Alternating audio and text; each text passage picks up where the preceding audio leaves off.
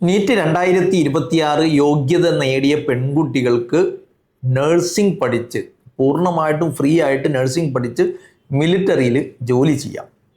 രാജ്യത്തിൻ്റെ വിവിധ ഭാഗങ്ങളിലുള്ള 6ഓളം ആംഡ് ഫോഴ്സസ് മെഡിക്കൽ സർവീസസിന് കീഴിലുള്ള നഴ്സിംഗ് കോളേജുകളിലാണ് ഈ സുവർണാവസരം ഉള്ളത്. നീറ്റ് യോഗ്യത നേടിയിരിക്കണം. 220 സീറ്റുണ്ട്. രസകരമാണ് ഇതിൻ്റെ സെലക്ഷൻ പ്രോസസ്സ്. പെൺകുട്ടികൾക്ക് മാത്രമേ അപേക്ഷിക്കാൻ പറ്റുള്ളൂ.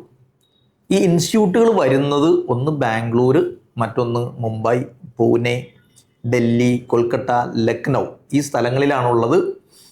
സീറ്റുകളുടെ എണ്ണമൊക്കെ കൃത്യമായിട്ട് അതിൻ്റെ നോട്ടിഫിക്കേഷനിൽ കൊടുത്തിട്ടുണ്ട്. ജോയിൻ ഇന്ത്യൻ ആർമി എന്ന് പറഞ്ഞ സൈറ്റിൽ കയറി കഴിഞ്ഞാൽ അതിൻ്റെ ഡീറ്റെയിൽസ് കിട്ടും. എന്തായാലും ഇതിൻ്റെ താഴെ ആ ലിങ്ക് കൊടുക്കുന്നുണ്ട് കമൻറ്റിൽ.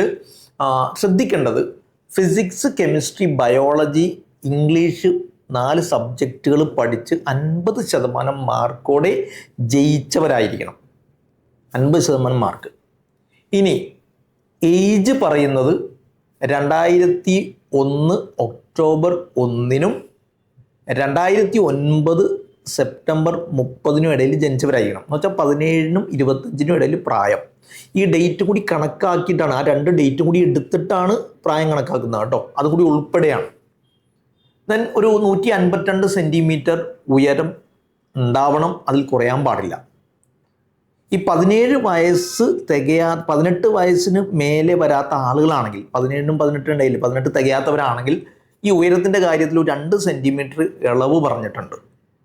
ഇതിനൊരു സെലക്ഷൻ പ്രോസസ്സ് ഉണ്ട്. സെലക്ഷൻ പ്രോസസ്സ് എന്ന് വെച്ചാൽ നമ്മൾ അപേക്ഷിച്ച് കഴിഞ്ഞ് നീറ്റിൽ നിങ്ങൾ കിട്ടിയ മാർക്കിൻ്റെ അടിസ്ഥാനത്തിൽ ഒരു ഷോർട്ട് ലിസ്റ്റ് ഉണ്ടാക്കും.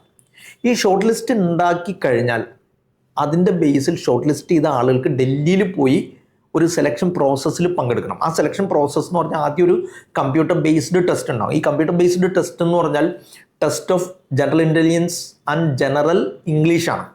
TOGI&GE. ഈ ടെസ്റ്റ് പാസ്സാണ്. അതിൽ പാസ്സാവാന്ന് പറഞ്ഞാൽ ജനറൽ ഇംഗ്ലീഷും അതുപോലെ തന്നെ ജനറൽ ഇൻ്റലിജൻസും ഒരു റീസണിങ് ടെസ്റ്റൊക്കെയാണ് അതിൽ വരുന്നത്.